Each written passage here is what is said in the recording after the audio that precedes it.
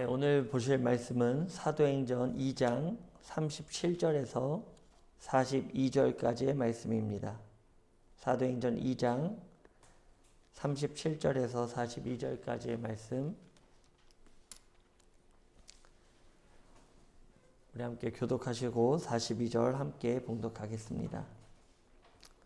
그들이 이 말을 듣고 마음에 찔려 베드로와 다른 사도들에게 물어 이르되 형제들아 우리가 어찌할꼬 하거늘.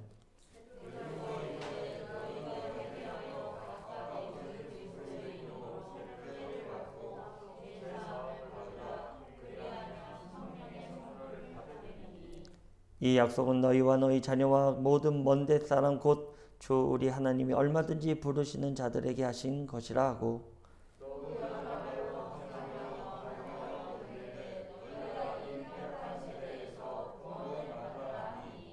그 말을 받은 사람들은 세례를 받음에 이날의 신도의 수가 3,000이나 더하더라. 그들이 사도의 가르침을 받아 서로 교제하고 떡을 떼며 오로지 기도하기를 힘쓰니라. 아멘. 네, 오늘은 성령 강림의 풍성함이라는 제목으로 함께 말씀을 나누도록 하겠습니다. 자, 오순절에 대해서 제가 세 번째 강조를 하는 것 같습니다. 우리가 지난 성령 강림 주일에는 어떤 말씀 나눴는지 혹시 기억하시는 분 계십니까? 지난 오순절 때. 예. 심지어 2주에 걸쳐서 말씀을 나눴습니다. 예, 룻기를 나눴죠, 룻기. 왜냐면 이 유대인들도요, 오순절을 지키는데요. 이 오순절을 지키면서 그들은 이제 샤봇이라 그러는데 이 오순절을 지키면서 룻기를 반드시 읽습니다. 룻기를 읽으면서 서로 기쁨을 나누고 그런 시간으로 지키고 있기 때문에, 그런데 이 룻기에 대한 내용을 제가 우리 2주에 걸쳐서 나눴는데 이들은 읽기는 읽되 그 내용을 모르고 있는 거예요. 이 룻기가 우리에게 말하는 것이 무엇인가? 자, 룻기가 우리에게 말하는 것은 무엇입니까? 아주 간단하게 생각하시면 돼요. 나오미와 룻, 유대인과 이방인의 만남이라고 생각하시면 돼요. 그래서 보아스를 만나는, 그죠? 그런 내용으로 우리가 기억을 꼭 하고 계셔야 됩니다. 유대인과 이방인의 만남입니다. 모압 여인 룻과 나오미의 만남. 네, 이것에 대해서. 그리고 그들이 모압 땅에 있다가 돌아오는데요. 그 돌아오는 때가 언제냐? 추수할 때거든요. 그 오순절 날 돌아와요, 이들이. 오순절 날 베들레헴으로. 이제 밀추수가 막 일어나는 그때에 돌아와서 그 추수에 관련된 이야기를 담고 있는 것이 바로 룻기라는 것입니다. 그래서 우리가 추수하면은 구원과도 깊은 관련이 있는 단어죠. 그래서 우리가 절기를 나누면서 그 추수 때와 같고 또 그런 하나님의 구속하심이 우리 가운데 있다라는 것을 계속해서 제가 한 3년 가까이 나눈 것 같습니다. 그래서 오늘 이 오순절에 대한 종지부를 좀 찍는 관점에서 이제는 머릿속에 확 기억하셨으면 좋겠어요. 그래서 이것이 정말 흔들리지 않는 그 구속사 가운데 하나님께서 우리를 구속하시게, 우리를 구원하심의 의미가 이 절기 가운데 있구나라는 것. 그리고 앞으로 다가올 나팔절과 대속제일과 초막절이 우리에게 남아있다라는 것. 이것도 반드시 기억하시기 바랍니다. 이집트에서 400년간 노예 생활을 마치고 나올 당시에 하나님께서는 절기를 말씀해 주셨습니다. 자, 7가지의 절기인데요. 봄절기에 해당하는 그 출애굽 직전에 해당되는 절기가 무엇이었습니까? 유월절, 무교절, 초실절. 맞습니다. 그 3가지의 절기. 그래서 초실절이 우리가 지금 지키고 있는 어떤 절과 깊은 관련이 있다고 말씀드렸는데, 초실절에 예수님께서 마영 부교님 부활절. 네, 맞습니다. 초실절 첫 이삭단을 하나님께 드리는 그때에 바로 부활절, 예수님께서 부활하신 그날이라는 것을 우리가 저번에 나눈 적이 있습니다. 그리고요, 여름절기로 지키는 것이 바로 오늘 우리가 성령 강림 주일로 지키는 오순절입니다. 또 77절이라고도 합니다. 그리고 가을절기 나머지 세 가지는 무슨 절기가 남았죠? 나팔절. 나팔을 부는 거예요. 이제 추수가 곧 끝나간다. 빨리 추수를 마무리해라. 이런 의미로 나팔절에 나팔을 불고, 그리고 대속제일. 이제 모든 추수를 끝마치고요. 대제사장이 대속제일날 무엇을 하죠? 시은자의 그 피를 붓는. 그래서 우리가 알고 진 죄, 모르고 진 죄, 그 모든 죄를 대속하는 날이 바로 대속제일입니다. 대속제일이라는 것은 뭐 은혜도 있지만 그 안에는 무엇이 있습니까? 잘못함의 심판도 있다라는 거예요. 그리고 나서 이제 초막절에 모든 곡식이 풍성한 그때에 일주일간 초막을 짓고 그곳에서 먹고 마시고, 그때는 포도주 마시라 그랬어요. 마시면서 너희들 즐겁게 그 시간을 보내라 라고 해서 우리가 그 초막절은 예수 그리스도께서 오시고 바로 천년왕국의 그 시대를 예표하고 있다라고 나눈 적이 있습니다. 그런데 하나님은 왜 이런 절기를 우리에게 지키라고 하셨을까요? 유대인들에게 또 이것은 영원히 대대로 지킬 규례다라고 하셨거든요. 그 이유는 모든 인류를 향한 하나님의 구속사가 이 절기 가운데 포함되어 있기 때문입니다. 우리가 이집트를 나갈 때도 유대인들, 히브리인들만 나갔다라고 생각하는데 그렇지 않죠. 히브리인들이 나갈 때 누구도 따라 나갑니까? 많은 이방인들, 잡족이라고 하는데 많은 이방인들도 내가 하나님을 믿겠노라. 그러니까 6월절에 참여한 이방인들도 똑같이 히브리인들과 같이 애굽을 나왔다라는 거예요. 하나님의 구속하심이 이 유대인에 국한되어 있지 않다라는 거. 우리가 왜 이방신을 섬기냐라고 얘기하지만 절대 그렇지 않다라는 거예요. 하나님은 온 우주 만물, 모든 인류의 하나님이 되시고, 또 그 하나님이 지구 반대편에 있는 우리 이 민족 가운데서도 성령으로 충만하게 채워주셨다라는 사실입니다.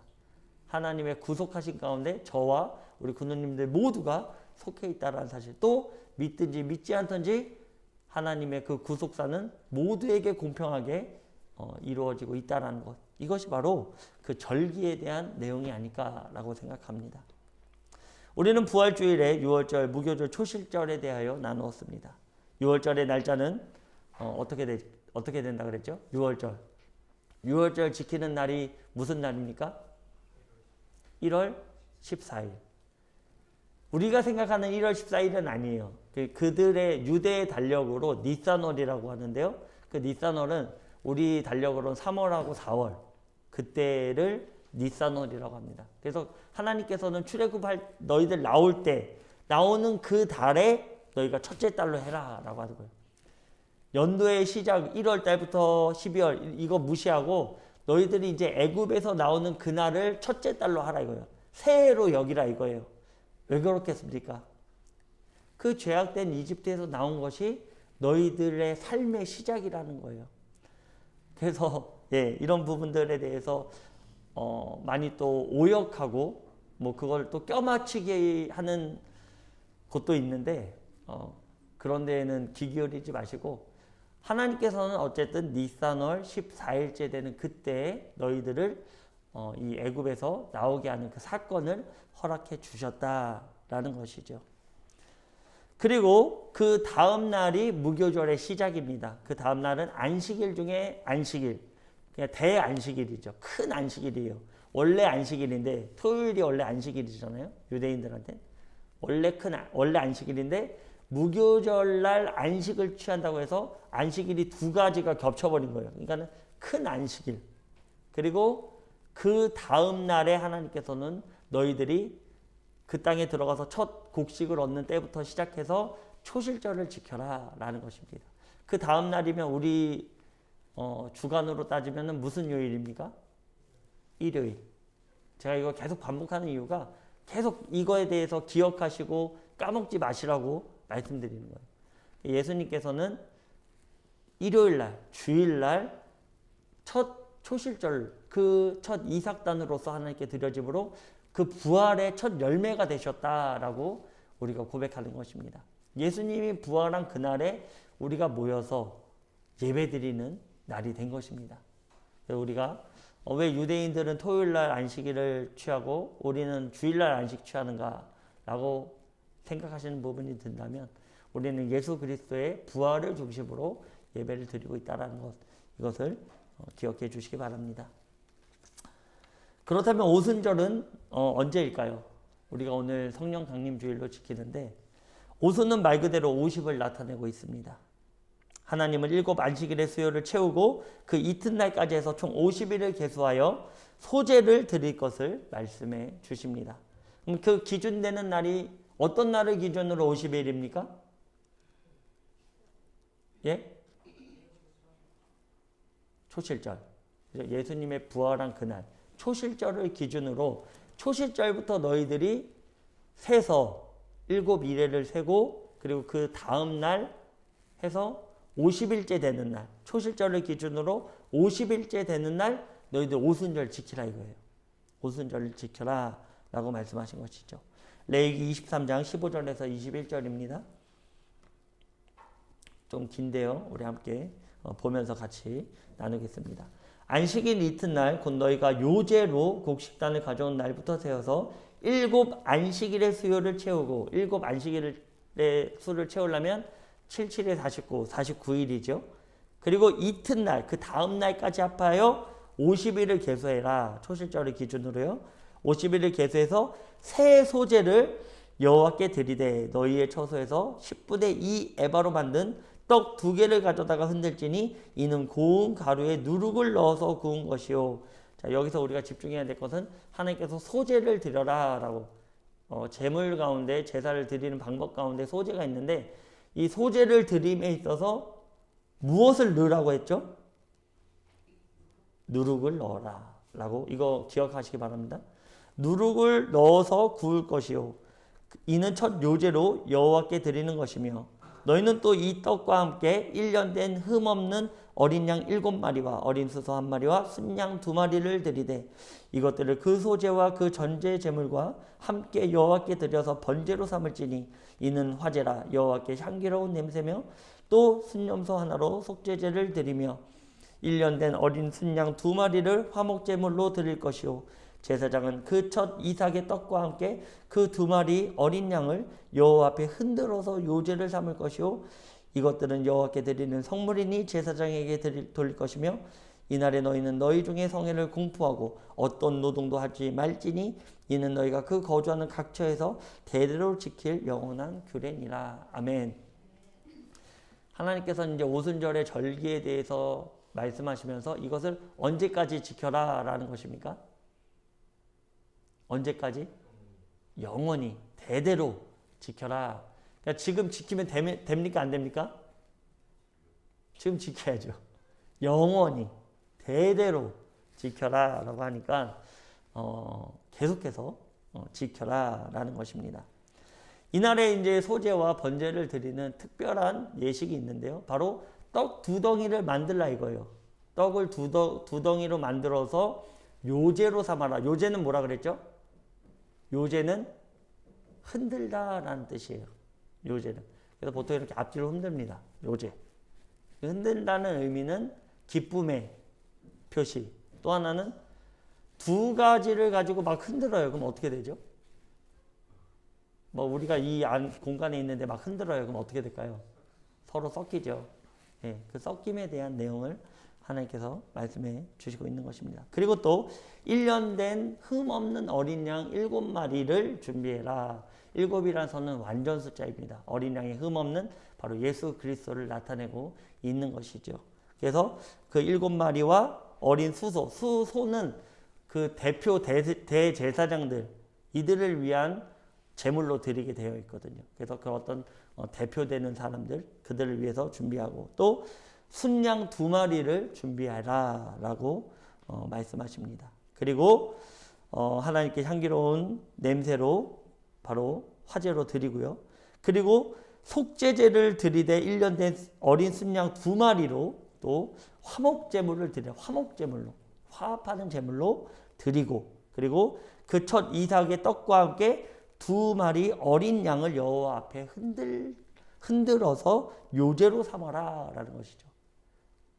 어린 양 2마리도 서로 흔들어서 하나님께서 요제로 삼는 이 2마리 양은 누구를 예표하겠습니까? 2마리 어린 양. 우리 아까 룻기에서도 얘기했듯이 뭔가 2가지가 나오면요. 유대인과 이방인을 바라봤으면 좋겠어요. 여기서. 그래서 유대인도 아니요. 이방인도 아니요. 서로 섞이는. 요제로 떡 2덩이가 요제로 섞이고 또 어린 양 2마리가 요제로 섞이는. 그래서 이제는 우리가 착각하는 게 있는데요. 신약에 들어가면서는 너희들이 이제는 접붙임돼서 한 뿌리 가운데 같이 사는 그러니까 이제는 이방인도 아니요 유대인도 아닌 하나님 안에서의 한 자녀로서의 삶이거든요. 그런데 자꾸 이것을 마지막 때에 분리하려고 해요. 또 나누려고 해요. 접붙임돼서 한 나무가 됐는데 예수님께서는 이제는 한 민족, 한 백성으로 삼아주셨는데 자꾸 일각에서는 이걸 나눕니다. 그래서 유대인이 먼저요, 뭐 이방인들이 먼저요, 이방인들이 먼저 가고 유대인들 남는다. 그러는데 분명한 사실은 이미 섞였다라는 거예요. 이미 섞여서 하나 된 백성이다라는 것을 우리가 반드시 기억해야 될 것입니다. 제가 아까 말씀드렸듯이 소제라는 제사는 이 제사법은요. 소제는요. 절대로 넣어서는 안 되는 2가지가 있습니다. 뭘까요? 그 곡식에 드리는데 절대로 그 곡식에 넣어서는 안 돼. 구워서 드리는데 절대로 넣어서는 안 되는 2가지가 있습니다. 레위기 2장 11절 함께 보도록 하겠습니다. 함께 봉독해 보겠습니다. 너희가 여호와께 드리는 모든 소제물에는 누룩을 넣지 말지니 너희가 누룩이나 꿀을 여호와께 화제로 드려 사르지 못할지니라. 아멘. 자, 소제에는 절대로 넣어서는 안 되는 2가지가 있습니다. 그것이 무엇이라고요? 누룩과 꿀. 이 2가지를 넣지 말라는 거예요.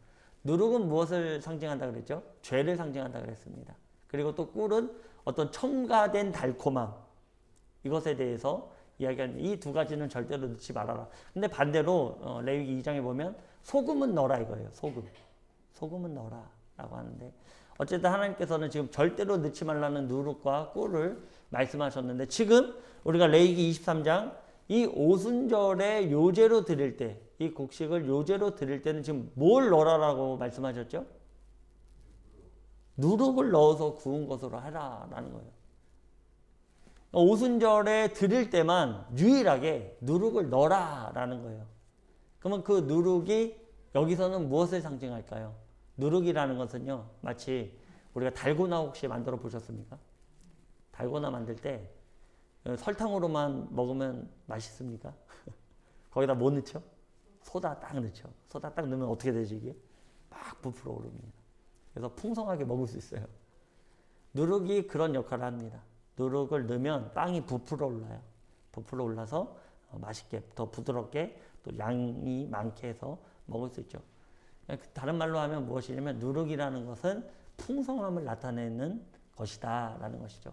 근데 이 풍성함에 대해서는 이 오순절에만 말씀하신 거예요. 그러니까는 그 성령 강림의 풍성함이 우리들 가운데 유대인뿐만 아니라 이방인에게도 풍성하게 유대인으로 국한되어 있던 민족이 이제는 전 세계 열방으로 퍼지는 이것에 대하여 하나님께서 미리 말씀해 주신 것입니다. 하나님께서는 오순절에 풍성함으로 만민에게 부어주실 성령님을 예표해 두신 것입니다. 그리고 요제로 흔드는 것입니다. 기쁨을 상징하기도 하지만 섞임을 나타내는 이제는 유대인도 이방인도 아닌 모든 민족이 하나님의 자녀임을 나타내는 것입니다. 예수님은 하늘로 올라가시면서 몇 날이 못되어 성령의 세례를 받을 것을 말씀하셨습니다. 그리고 정확히 그들이 모인 오순절에 성령의 세례를 받은 것입니다. 사도행전 2장 1절에서 4절입니다. 같이 함께 봉독해 보도록 하겠습니다. 함께 봉독하겠습니다. 시작.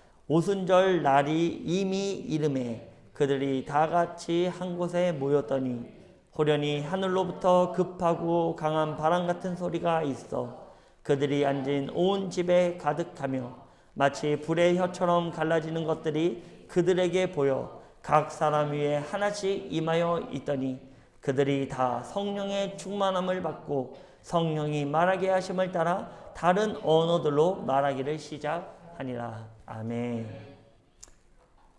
네, 그렇습니다. 이들이 지금 예수님께서 몇 날이 못되어 너희들이 성령을 받으리라고 했는데 그 몇 날이 안 된 날이 어느 날입니까? 바로 오순절이었다라는 사실이죠. 그리고 오순절에는 하나님께서 너희들이 각처에서 대대로 지킬 영원한 규례니라 했더니 이것을 지금 이 유대인들이 지킵니까? 안 지킵니까? 유대인들이 지킬까요? 안 지킬까요? 오순절을? 지키죠.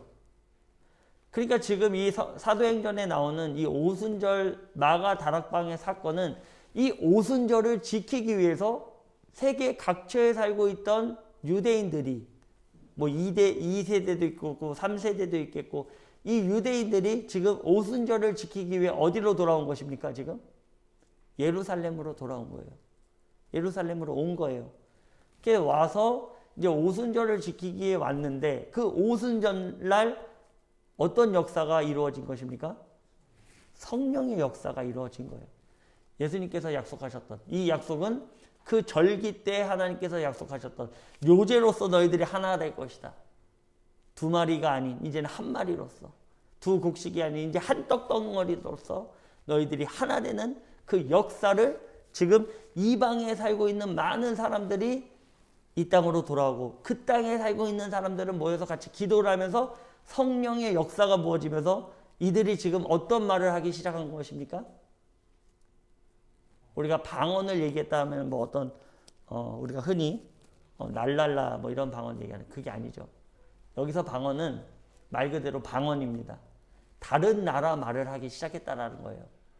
모인 사람들이 유대 사람들인데 떠나본 적이 없는 다른 나라 말을 배워볼 그럴 여력이 되지 않는 사람들이 모여서 기도를 했는데 성령의 역사가 임했더니 그들이 지금 하고 있는 것이 무엇입니까? 다른 나라 언어로 복음을 선포하고 있더라는 거예요. 그랬더니 모여있던 이방에서 막 몰려있던 사람들이 지금 무엇을 얘기하죠? 아니 이 사람들이 무식한 이 사람들이 어찌 우리나라 말을 하는가? 2세대 3세대는 고국의 언어보다는 자기가 살고 있는 언어가 더 익숙하겠죠. 그 사람들이 와가지고 어떻게 이렇게 유창하게 우리 말을 하고 있는가라고 얘기를 하고 있는 것입니다. 그러니까 그때의 역사가 무엇입니까? 바로 유대인과 이방인이 하나 되는 역사. 그래서 그때 모인 사람들이 베드로에게 묻기 시작하는 거예요. 이들이 술 취한 것이 아니냐? 그랬더니 베드로가 그때부터 이 복음을 전하기 시작합니다. 성령의 역사는 복음의 역사입니다. 우리가 하나님께 간구하는 하나님의 나라와 의를 간구할 때 그 더해 주신다는 그 도구로서 사용되어지는 것이지 그 도구가 목적이 돼서는 안 된다는 거예요. 성령이 우리의 목적이 돼서는 안 된다는 거예요. 우리가 복음을 전할 때 하나님의 놀라운 역사를 전할 때 하나님께서는 우리에게 능력도 더해 주신다는 거예요. 근데 우리가 전하지 않으면 능력이 발휘될 수가 없습니다. 그건 잘못된 능력이에요. 하나님의 복음을 전하기 위해 있을 때 능력이 일어나면 올바른 능력입니다. 그런데요, 복음을 전하지 않으면서도 내가 뭔가 능력이 나타난다. 잘못된 것입니다. 왜냐하면 성령의 역사가 그렇기 때문에.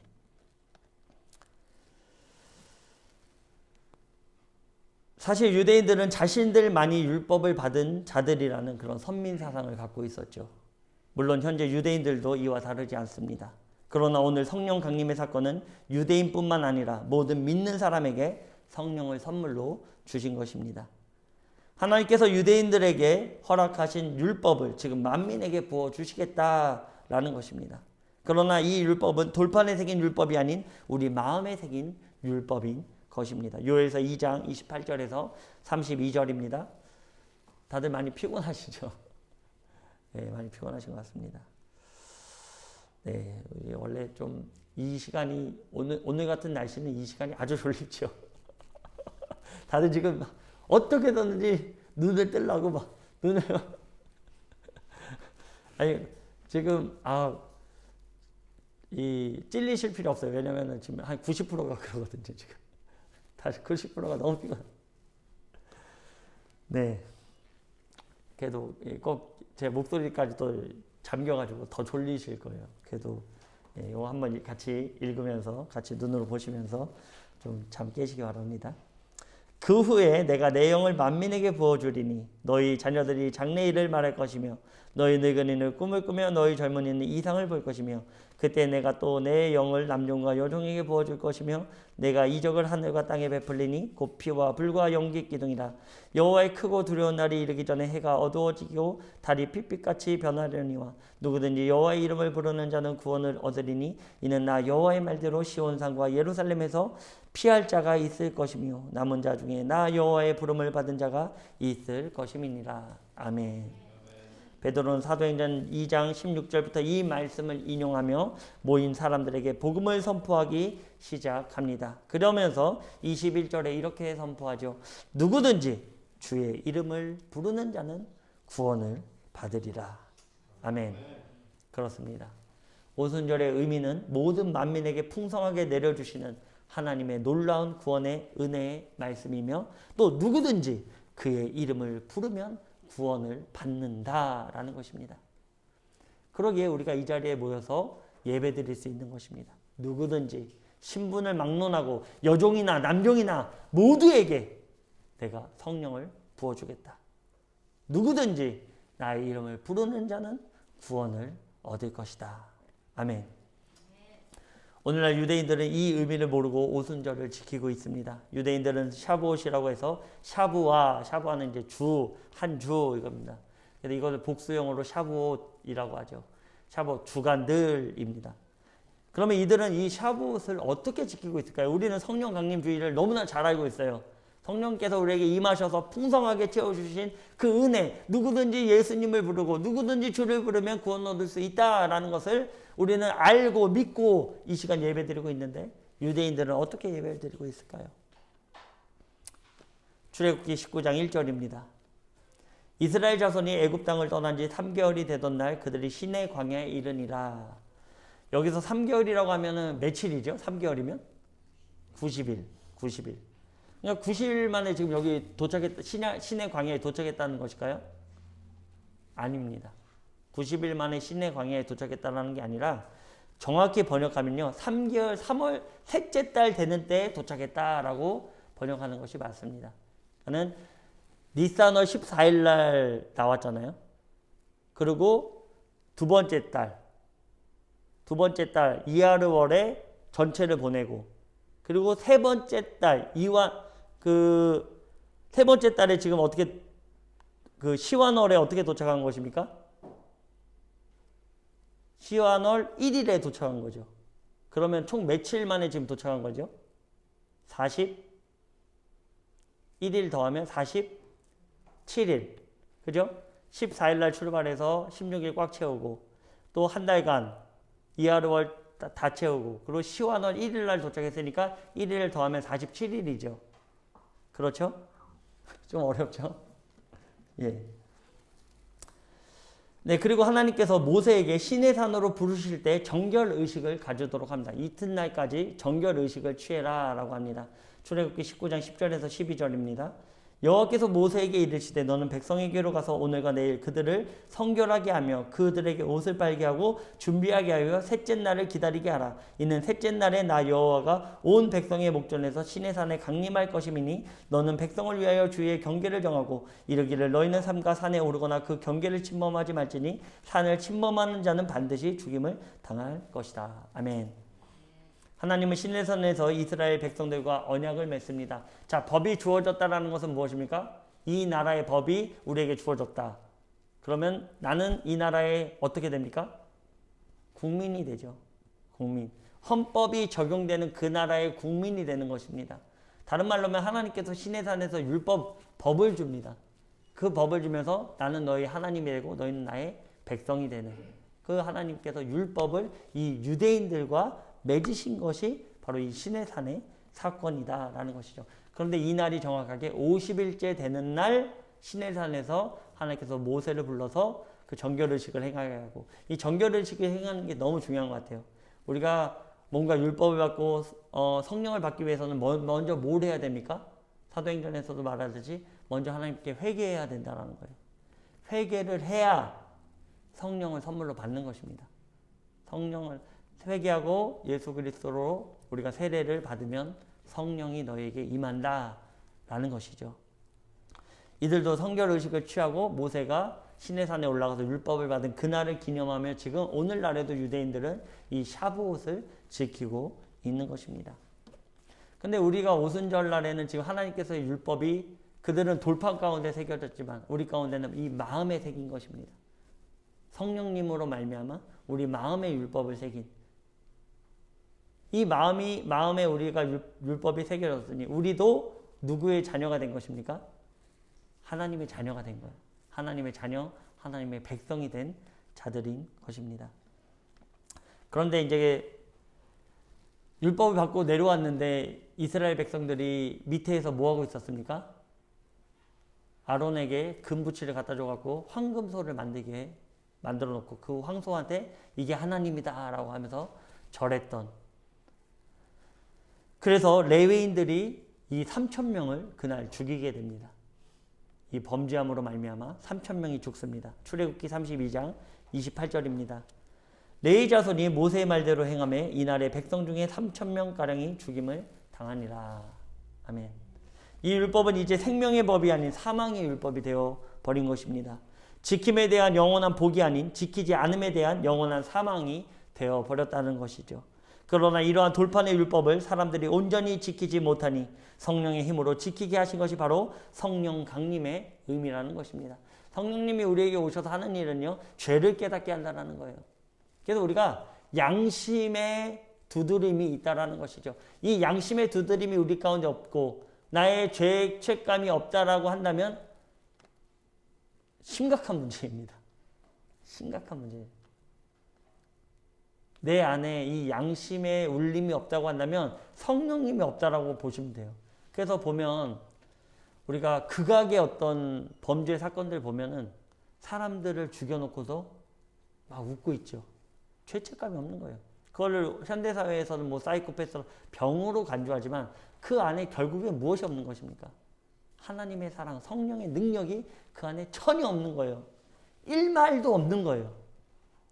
점점 내 마음이 굳어져 갖고 이제는 돌덩이처럼 돼버린. 그래서 이게 잘못된 것인지 잘하고 있는 것인지 죄책감이 없다는 것이. 죄책감이 없으니 어떻게 됩니까? 당연히 기도도 안 하는 거예요. 잘못한 게 있어야 기도를 하죠. 회개 기도하지 않는 거예요. 그러니까 우리가 예수님 만날 당시에 회개 기도했으니까 땡! 아니죠. 우리 날마다 하나님께 나아가고 나의 삶을 돌아보는 삶이 되어져야 된다는 거예요. 근데 그 회개함 없이, 그 기도함 없이 내가 살아가는데 어떻게 내 양심이 부드러워질 수 있습니까? 점점 강팍해지고 돌덩이처럼 돼버려가지고 나는 그냥 뭐든지 잘하고 있다. 나는 뭐든지 허용되고 있다. 이렇게 생각하고 살아간다는 것이죠.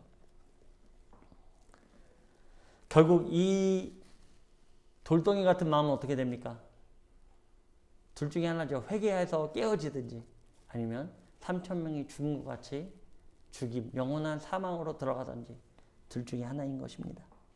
이제 이 복음을 믿는 자는 누구든지 구원을 받을 수 있는 것입니다. 죄와 사망의 법에서 우리를 자유하게 하신 법, 그것이 바로 성령으로부터 자유함.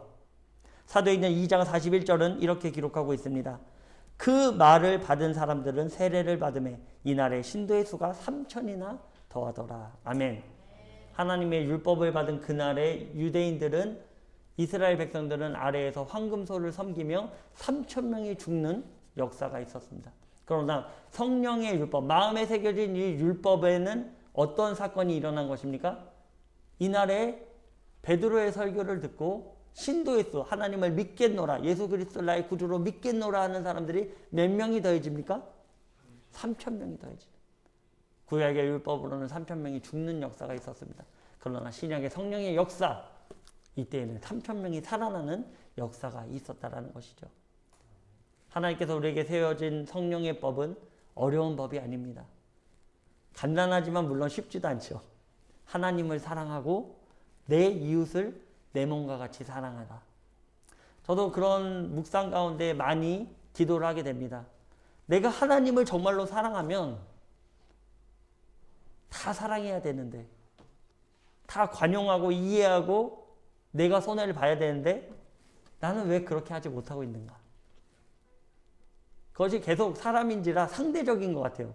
나는 이렇게 노력했어. 나는 이만큼 했어. 근데 상대방이 안 그러잖아. 그죠? 우리는 보통 그렇죠.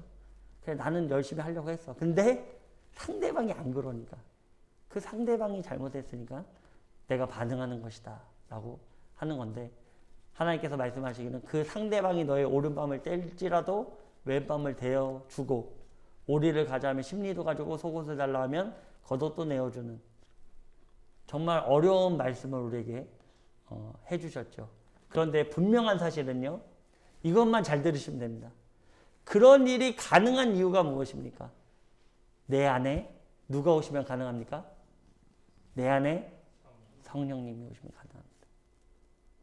아직 우리의 마음판에 온전한 고백이 없는 거예요. 온전한 회개가 없는 거예요. 상대적인 환경 가운데 놓여 있다라는 거예요. 오늘 이 시간 이 말씀을 나눈 우리는 몸부림치시기 바랍니다. 정말 하나님께 나와서 몸부림치면서 내 가슴을 치면서, 우리가 옷을 찢는 것이 아니라 나의 마음을 찢으면서 성령님 나에게 오셔서 이 모든 것 가운데 하나님을 사랑하고 내 이웃을 사랑하게 해달라고 간구하시는 시간 되시길 바랍니다.